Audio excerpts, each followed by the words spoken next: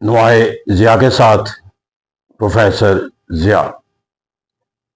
اسلام ایک مکمل ضابطہ حیات ہے، اس لیے اس نے عبادات کا جہاں نظام قائم کیا ہے وہاں پر معاشرتی نظام کو بھی تشکیل دیا ہے، معاشی نظام کو بھی تشکیل دیا، اور یقینی بات ہے کہ ایک مکمل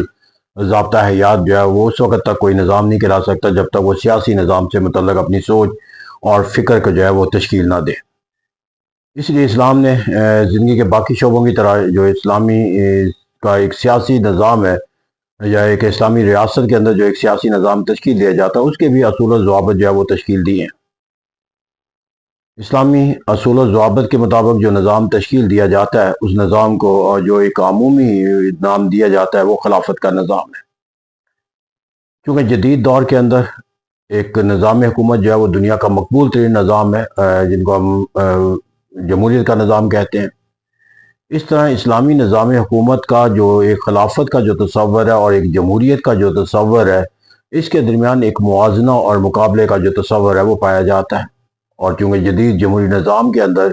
ایک ایسا تصور ہے کہ جو مقبولیت کے تصور کے ساتھ منسلک ہوتا ہے، تو اس لحاظ سے جب اسلامی نظام کو ایک جمہوریت کے ساتھ اس کا موازنہ اور مقابلہ کیا جاتا ہے تو اس کے دو رائے ہمارے سامنے نظر آتی ہیں، اور یہ دونوں رائے جو ہیں ایک دوسرے سے انتہائی متصادم نوعیت کی ہمیں نظر آتی ہے۔ ایک مکتبہ فکر کے مطابق اسلام کا تصور جو ہے وہ جمہوری نظام کا جو مغربی تصور ہے اس کے ساتھ کسی بھی سطح کے اوپر جو ہے وہ منسلک نہیں کیا جا سکتا، حتیٰ کہ وہ یہاں تک تصور دیتے ہوئے نظر آتے ہیں کہ اسلامی نظام حکومت کو کسی بھی سطح کے اوپر جا کر جو ہے وہ ایک جمہوری نظام کا عنوان دینا بھی شاید غلط ہوگا۔ جبکہ اس کے برعکس جو ایک دوسرا سوچ اور فکر ہے اور جو ایک انالیسس کی بنیاد پر اخذ کیا جاتا ہے وہ یہ ہے کہ اگر دنیا کے اندر جمہوری نظام کا کوئی تصور معنی اور مفہوم کے لحاظ سے ہی نہیں بلکہ عملی طور پر ایک مثالی جمہوری نظام کا کوئی خاکہ ہمیں تصور کے طور پر نہیں عملی طور پر بھی دیتا ہے تو وہ کوئی دوسرا تصور ریاست کا نظام حکومت نہیں ہے کہ جو اسلام نے ہمیں دیا ہے۔ غرض ہے کہ ایک اسلامی نظام حکومت کو جو ہے وہ جدید جمہوری نظام کی عکاسی قرار نہیں دیتا بلکہ دنیا کا مثالی جمہوری نظام کا جو تصور ہے وہ اسلامی نظام حکومت کو قرار دیتا ہے۔ تو اسے کہتے ہیں دو متصادم جو رائے ہے، اس کے لیے جو ہمیں سمجھنے کی ضرورت ہے وہ سب سے پہلے ہم دیکھ لیتے ہیں کہ بنیادی طور پر جو سوچ یہ پائی جاتی ہے کہ اسلام کا نظام جو ہے وہ جمہوری اقدار سے جو ہے وہ ہم آہنگ نہیں ہے، اس نظام سے متعلق جو سوچ اور فکر ہے آخر اس کی بنیادی وجہ کیا ہے۔ جب ہم اسلام کو ایک جمہوری نظام کے حوالے سے ایک سوالیہ نشان بناتے ہیں تو اس کی ایک وجہ جو ہے وہ تصور اقتدار اعلیٰ کا پایا جاتا ہے کہ مغرب نے جو جمہوریت کا تصور دیا ہے وہاں پر جو ہے وہ عوام کی سوورنٹی کا یا حاکمیت کا تصور دیا گیا ہے، اور یہی وجہ ہے کہ ایک ابراہم لنکن کی ڈیفینیشن کو جو ہے وہ الٹیمیٹ اینڈ قرار دے دیا گیا ویسٹرن کانسیپٹ آف ڈیموکریسی کا، جس کے اندر government of the people, by the people, for the people. تو کہا جاتا ہے کہ چونکہ عوام جو ہے یا وہ براہ راست ہو چاہے وہ بالواسطہ ہو، جو فیصلہ سازی کا اور قانون بنانے کا حتمی اختیار جو ہے وہ عوام یا عوامی نمائندوں کو حاصل ہوتا ہے، وہ سوورن ہوتے ہیں، لہٰذا وہ جو بھی فیصلہ کرتے ہیں وہ سب کے لیے اطاعت کا تصور ہے۔ جبکہ اسلام کے اندر جو ہے وہ عوام جو ہے وہ کسی بھی سطح کے اوپر جا کر جو ہے وہ حاکمیت کا تصور اختیار نہیں کر سکتے اسلامی نظام حکومت کے اصولوں کے مطابق، اور وہ اسلامی نظام حکومت کے اندر یہ ہے کہ حاکمیت کسی کو حاصل نہیں، کسی فرد کو، کسی گروہ کو یا کسی ادارے کو حاصل نہیں ہے۔ اگر حاکمیت کسی کو حاصل ہے تو اللہ تعالیٰ کو ہے۔ تو اس طرح ایک نظام جو عوام کی حاکمیت کا تصور نہ رکھتا ہو، اور وہ نظام جو ہے وہ کیسے وہ جمہوری نظام اس کو تصور دیا جا سکتا ہے، اور ایک ایسا نظام کہ جو عوام کی حاکمیت کے بجائے اللہ تعالیٰ کی نظام کی حاکمیت کا تصور قائم کرتا ہو، اس کے اوپر جو ہے وہ ایک مغربی نظام کا جو ہے وہ ایک ٹیگ جو ہے وہ کیسے لگایا جا سکتا ہے۔ تو اسے کہتے ہیں یہاں پر جو بنیادی تصور ہے وہ دراصل وہ حاکمیت کا وہ کانسیپٹ ہے جو ویسٹرن ڈیموکریٹک تصور کے اندر جو ہے وہ اخذ کیا جاتا ہے۔ میں نہیں کہتا کہ وہ اختیار حقیقت پر مبنی اخذ کر لیا گیا ہے کہ سوورنٹی کا تصور۔ اب یہاں پر جا کر جو ہمیں سب سے پہلے جو اسلام کا نظام حکومت ہے، اگر ہم نے اس کو جمہوری نظام حکومت کا تصور جو ہے اس کے مطابق اس کو پرکھنا ہے تو سب سے پہلے تو ہمیں اپنی اس غلط فہمی سے نکلنا ہوگا جو جس کی بنیاد پہ اسلامی نظام حکومت کو جو ہے وہ جمہوری نظام کے تصور سے جو ہے وہ منہا کر دیا جاتا ہے، مائنس کر دیا جاتا ہے کہ جو مغرب کا نظام حکومت ہے وہاں پر جو ہے وہ حاکمیت کا جو تصور ہے وہ عوام کو حاصل نہیں ہے یا عوام کے کسی ادارے کو حاصل نہیں ہے، بلکہ وہاں پر دراصل جو حاکمیت کا تصور ہوتا ہے وہ ملک کے آئین اور دستور کو ہوتا ہے، اور جو وہ دستور بنا لیا جاتا ہے اس دستور کے مطابق جو ہے وہ جو ہے وہ تمام ادارے جو ہے وہ سرگرمیاں ہونے کے پابند ہوتے ہیں، غرض ہے کہ وہاں پر بھی جو اختیارات کا سرچشمہ ہے وہ ایک آئین کا تصور رکھتا ہے، اور تمام جو ہے سرگرمیاں ہیں وہ اسی کے تابع جو ہے وہ تشکیل دی جانی ضروری ہے، اور ایسی سرگرمیاں جو آئین سے ماورا ہو جائیں تو وہ قدم کرا، اور ہم نے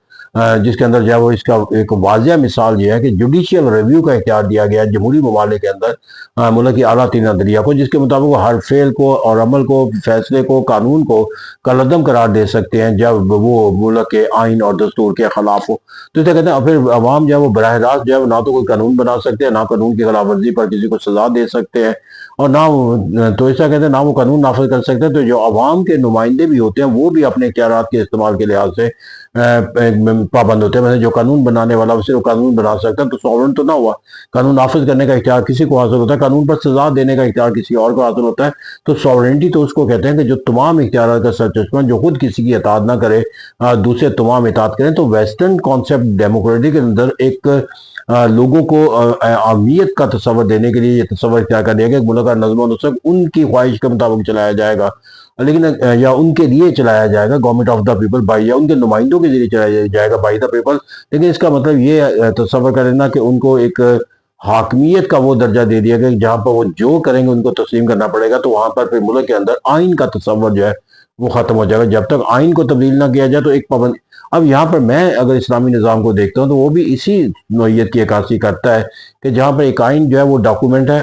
ریٹن ڈاکومنٹ ہے، مین میڈ ڈاکومنٹ ہے، وہاں پر جا کر اسلامی نظام حکومت کے اندر جو ہے وہ ایک کانسٹیٹیوشن موجود ہے، ایک ڈاکومنٹ موجود ہے، اور that is written by the Allah. تو اب یہاں پر جا کر جو بھی فرد ہے، جو گروہ ہے یا ادارہ جو ہے وہ اپنے اختیارات کا استعمال کرے گا اس ڈاکومنٹ کے مطابق جو اسلامی ریاست کا کانسٹیٹیوشن ہے، اور اللہ تعالیٰ کے اور یہی وجہ کہ پاکستان کے آئین کے اندر بھی لکھ دیا گیا ہے کہ یہاں پر حاکمیت اللہ تعالیٰ کو حاصل ہوگی، اور جب کہہ دیا کہ آئین کے اندر، تو اب اس کے مطلب یہ ہے کہ یہاں پر اللہ تعالیٰ کے جو دستور ہے اس کو ملک کے آئین کا دستور تصور کر دیا گیا، اور یہاں پر جو لفظ استعمال کیا گیا کہ وہ اس دستور کے مطابق جو اللہ تعالیٰ کا بنایا ہوا ہے، جو ملک کا نظم و نسق چلانے کا جو اختیار ہے وہ لوگوں کو دیا جاتا ہے، اور لوگ جو ہے وہ اللہ تعالیٰ کی مرضی و منشا کے تحت۔ تو اس طرح کہتے ہیں یہاں پر جو حاکمیت کا تصور ہے وہ دستور کا، اور دستور کے لحاظ سے اگر دیکھا جائے تو جس طرح ویسٹرن کانسیپٹ کے اندر ایک ڈیموکریٹ نظام کے اندر ایک کانسٹیٹیوشن کی اطاعت ضروری ہے، تو اسلامی کانسٹیٹیوشن کے اندر اس طرح کہتے ہیں یہاں پر جو تصور ہے وہ جو ایک سوورنٹی کے لحاظ سے تصور ہے کہ عوام سوورن ہوتے ہیں۔ تو دنیا کے اندر کوئی جمہوری ملک جو ہے وہ ہمیں سمجھا دے کہ جہاں پر جو ہے وہ سوورنٹی کو اس معنی اور مفہوم کے اوپر عوام پورا اتر سکتے ہیں، تو اس کا مطلب ہے دنیا کے اندر کہیں بھی جمہوریت نہیں ہے کہ سوورنٹی کا پیمانہ یہ ہے کہ وہ اپنی سوچ، فکر اور عمل ہر لحاظ سے اتنی طاقتور ہو کہ کوئی دوسرا فرد، گروہ یا ادارہ اس کی اطاعت کرنے سے انکار کر نہ، وہ اندرونی طور پر بھی آزاد ہو اور بیرونی طور پر بھی آزاد ہو۔ تو اس طرح کا کوئی تصور کسی بھی معاشرے کے اندر کسی بھی لوگوں کو جمہوری نظام کے اندر جو ہے وہ یہ اختیار اور طاقت جو ہے وہ حاصل نہیں ہے۔ یہی وجہ ہے کہ لوگ جو ہے وہ قوانین کے خلاف جو ہے وہ آواز اٹھاتے ہوئے نظر آتے ہیں، اور ریاست ان کے اوپر جبر کر کے ان قوانین کا احترام کروانے پر جو ہے انہیں مجبور کرتے ہوئے نظر آتی ہے، اور کہا جاتا ہے کہ یہ قانون کی خلاف ورزی ہے، یہ آئین کی خلاف ورزی ہے۔ تو اس طرح کہتے ہیں یہاں پر جو ایک سوورنٹی کا، تو اس طرح کہتے ہیں اسلامی ریاست کے نظام کو اگر میں ایک جمہوری نظام کے تصورات کے دیکھوں گا تو مجھے جمہوریت نظام کی جو سوچ اور فکر ہے، یا جن اصول و ضوابط کی بنیاد پر ہم کسی نظام کو جمہوریت کہہ سکتے ہیں، جن خصوصیات کی بنیاد پر، وہ اگر میں تلاش کرنے کی کوشش کروں تو اسلامی نظام کے اندر مجھے اس خصوصیات کا جو تصور ملتا ہے کہ سب سے پہلے یہ ہے کہ ایک آئین کا تصور ہے، وہ اللہ کا لکھا ہوا آئین ہے، اور یہ بہترین آئین ہے، کیونکہ فرد واحد کا جو آئین ہے وہ خامیوں کا آئینہ دار ہو سکتا ہے، اس کے اندر کسی سیاسی سوچ اور فکر کا جو ہے وہ مفاد ہو سکتا ہے، لیکن اللہ تعالیٰ کے جو آئین اور دستور ہے اس کے اندر جو ہے وہ کوئی ایسی انفرادی جو سوچ اور فکر ہے اس کا تقاضا جو ہے اس کو پورا کرنا مقصود نہیں ہے، بلکہ جو پورے منشائے عمومی ہے، جنرل انٹرسٹ جو ہے اس کا بہترین نمائندہ آئین کرا دیا جا سکتا ہے۔ پھر یہاں پر جا کر جو ہے وہ اللہ تعالیٰ کی حاکمیت کو قائم کر سے ایک بہترین جمہوریت کا تصور قائم ہوتا ہے، کیونکہ جمہوری نظام کا جو ویسٹرن کانسیپٹ ہے اس کے مطابق تو اگرچہ حاکمیت کا تصور اللہ تعالیٰ کے افراد کو قرار دے دیا جاتا ہے، لیکن عوام محکوم بن جاتے ہیں، حکومت ان کے پاس، حاکم وہی بنتے ہیں جن کے پاس اقتدار ہوتا ہے۔ لیکن اسلامی نظام میں اقتدار اعلیٰ کا یا ایک حاکمیت کا جو تصور ہے اگر وہ لے لیں تو بہترین جمہوری نظام تشکیل پاتا ہے، کیوں پھر کوئی فرد، کوئی گروہ، ادارہ ان میں سے حاکم نہیں رہتا، بلکہ تمام جو ہے وہ محکوم ہو جاتے ہیں، اور اطاعت جو ہے وہ اللہ تعالیٰ کی کرنا جو ہے وہ نافذ ہو جاتا ہے۔ اس طرح عوام کی حاکمیت کا جو تصور ہے وہ اس وقت تک نہیں حاصل کیا جا سکتا جب تک جو ہے وہ ان کے اندر کوئی جو ہے حاکم موجود نہ ہو، اور ان کے اندر محکومی کا کوئی تصور قائم کرنے والا کوئی فرد یا گروہ یا ادارہ نہ موجود ہے، یہ اسی وقت ممکن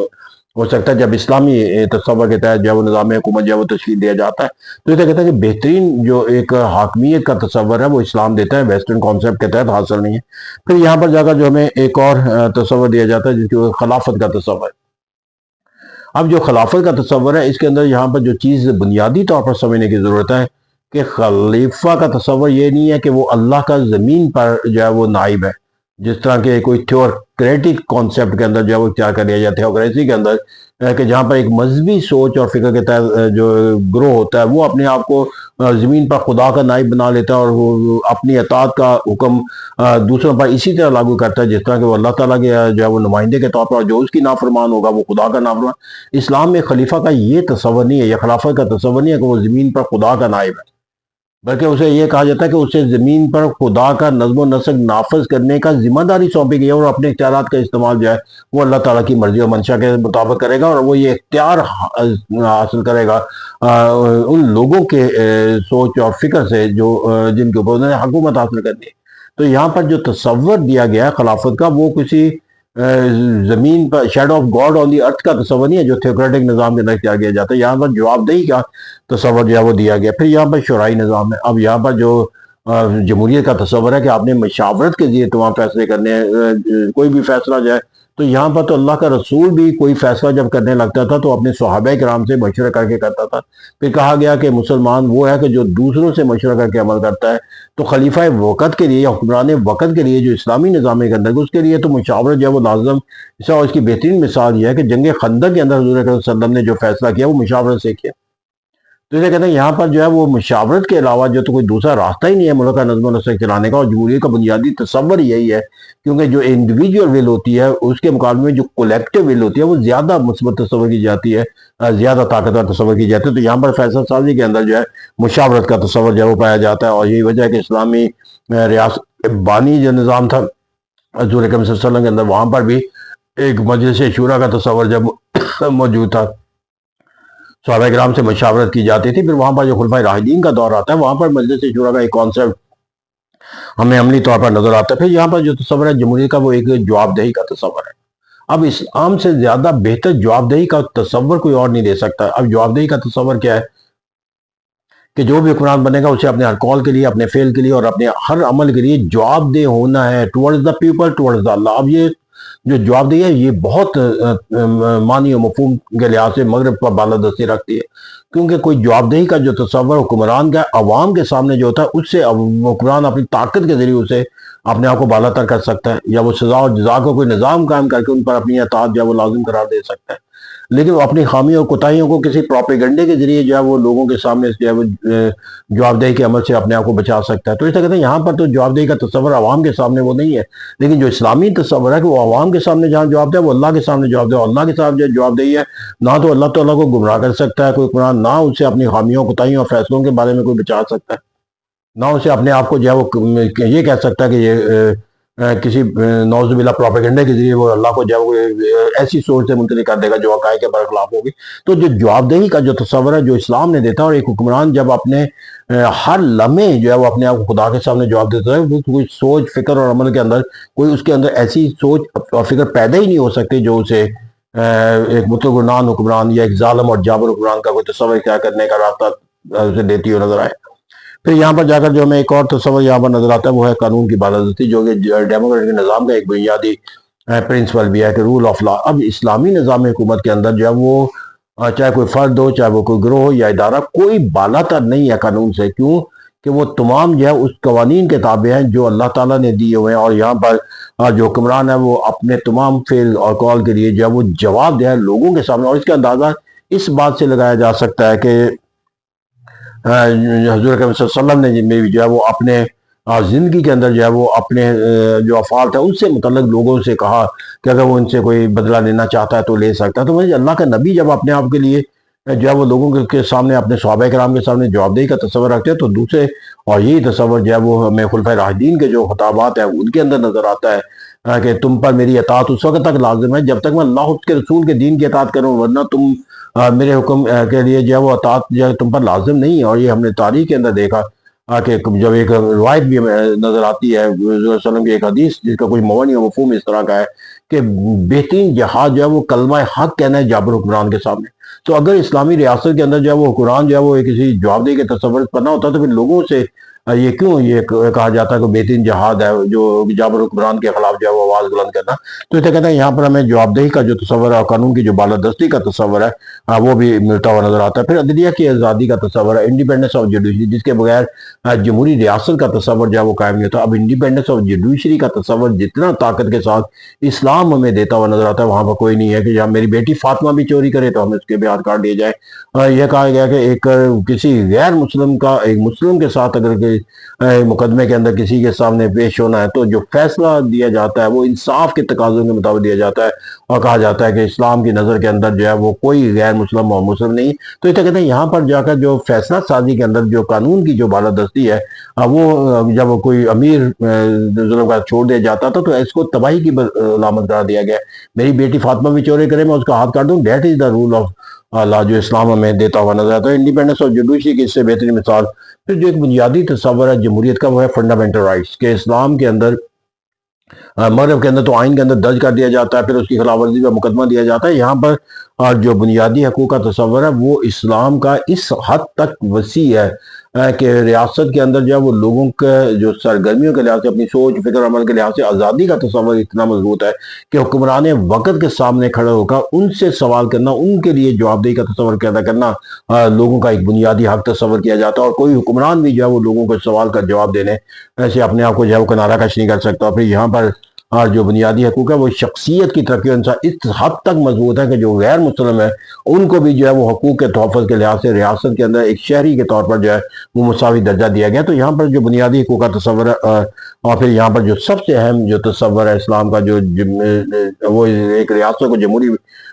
مثالی بنانے کے لیے وہ یہ ہے کہ اسلام کے اندر معاشی انصاف کا جو تصور قائم کیا گیا ہے، زکوٰۃ کا نظام قائم کیا گیا ہے، پھر اسی طرح جو ہے وہ صدقہ خیرات کا تصور دیا گیا ہے، سرکولیشن آف ویلتھ کا تصور دیا گیا ہے، ایکوموڈیشن آف ویلتھ کو جو ہے وہ تباہی اور بربادی کی علامت قرار دیا گیا ہے۔ تو اسے کہتے ہیں کہ ایک ایسا معاشرہ جس کے اندر جو ہے وہ معاشی سرگرمیوں کے لیے سرکولیشن آف ویلتھ آپ کی مذہبی سرگرمی کے طور پر لی جاتی ہے، اس سے بہتر وہ معاشی نظام کون سا ہو سکتا ہے کہ جو لوگوں کی ضروریاتی زندگی کی تکمیل کا جو ہے وہ ذریعہ بن سکے۔ اور جب لوگ معاشی طور پر خوشحال ہو جاتے ہیں تو پھر کہا جاتا ہے کہ لوگ سیاسی طاقت کا استعمال کر سکتے ہیں۔ تو مغربی نظام حکومت کے اندر تو لوگوں کا کیپٹلسٹ نظام کے اندر استحصال کیا جاتا ہے، سرمایہ داروں کی حکومت کہہ دیا جاتا ہے، لیکن یہاں پر تو معاشی طور پر جو ہے وہ لوگوں کی کفالت کرنا جو ہے وہ مذہبی طور پر دوسرے لوگوں کی ذمہ داری ہے۔ اور سب سے بڑی بات ہے کہ معاشرتی جو اسلام کا تصور ہے کہ کسی عربی کو اجمی پر، کسی کالے کو گورے پر، کسی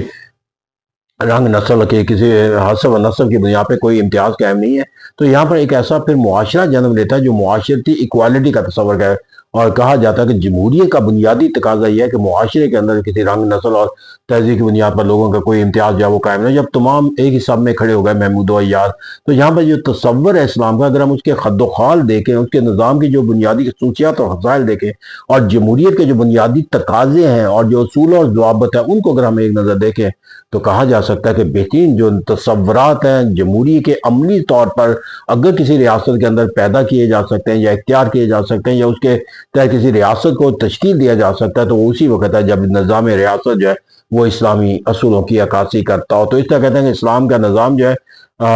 اس کے ساتھ جو تصور جو خلافت کا تصور ہے، دراصل اس نظام کا ایک اسلامی تسخط تو اس کے اوپر قائم کیا جا سکتا ہے، لیکن اس نظام کو غیر جمہوری قرار نہیں دیا جا سکتا۔ وہ جمہوری اصولوں کی آئینداری یہ ایک المیہ کے طور پر لایا جاتا ہے کہ جو ایک خلافت کا تصور ہے جس کے اندر ہیریڈیٹری نظام قائم رہا ہے اور ہم اسی نظام کو اسی تسلسل کے ساتھ لے لیتے ہیں، تو وہ جو تصور ہے جو ایک ہیریڈیٹری تصور ہے، جو متعنانیہ کا تصور ہے، وہ اسلام کی نفی ہے، چاہے آپ اس کا عنوان کچھ بھی رکھ دیں۔ وہ عنوان جو ہے وہ خلافت کے نظام کا اگر تصور آئے گا تو اپنے خد و خال کے لحاظ سے وہ جمہوری نظام کے تمام تقاضوں کو پورا کرتا ہوا نظر آئے گا۔ اس لیے میں کہہ سکتا ہوں کہ اسلام جس نظام حکومت کا تصور دیتا ہے وہ ایک بہترین جمہوری ریاست کے قیام کا آئینہ دار ہے، ایک جمہوری اصولوں کا ایک پاسدار نظام ہے، اور اس لیے ہم اسلامی نظام کو جو ہے وہ ایک بہترین تصوراتی اور ایک عملی جو ہے وہ جمہوری نظام کہہ سکتے ہیں۔ اگر میں کہوں کہ جو بالادستی اسلامی جمہوری نظام کو مغربی جمہوری نظام پر حالت ہے وہ اسی بنیاد کے اوپر ہے کہ وہ صرف تھیوریٹیکل پرنسپل کے بنیاد کے طور پر نظام کو مثالی قرار دیتے ہیں۔ اسلام صرف تھیوریٹیکل کانسیپٹ کی بنیاد پہ اپنے نظام کو ایک مثالی جمہوریت کا درجہ درجے پر فائز نہیں کرتا، بلکہ ایک عملی نتیجے کے اندر بھی وہ ایک جمہوری نظام کی بہترین شکل قائم کرتا ہے۔ لہٰذا اسلامی نظام کو جب پرکھا جانا چاہیے اور اس کے جمہوریت ہونے یا غیر جمہوری ہونے سے متعلق اپنی کوئی آراء قائم کرنی ہے، تو بنیادی تصور وہ پیمانہ ہمارے ہاتھ میں ہونا چاہیے کہ جو کسی نظام کو جمہوری قرار دیتا ہے، اور وہ پیمانہ ہونا چاہیے جس کی بنیاد پر ہم کسی نظام کو غیر جمہوری کہہ سکتے ہیں۔ Thank you very